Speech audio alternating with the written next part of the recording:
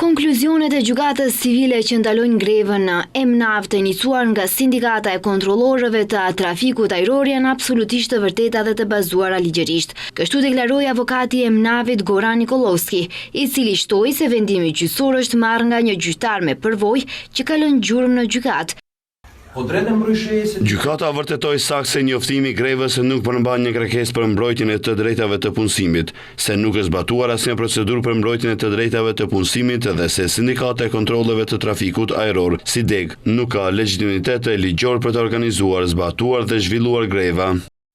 Duke përcjellur qëndrimin e Këshillit Drejtues të EMNAV, përfaqësuesi ligjor i këtij institucioni u shpreh se organizimi i grevës është hakmarrje personale e kryetarit të Sindikatës së Kontrollorëve të Trafikut Ajror Aleksandr Tasevskit, ndërkohë sindikati ka reaguar pas kësaj deklarate.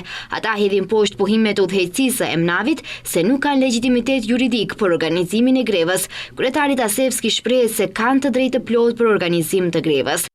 Sipas ligjit, paraqet që çdo sindikat vertikalisht, qoftë sindikat punëdhënësish, sindikat dege apo lidhje sindikatave, ka të drejtë të organizojë grevë. Nga ky aspekt, edhe ne kemi të drejtë plot.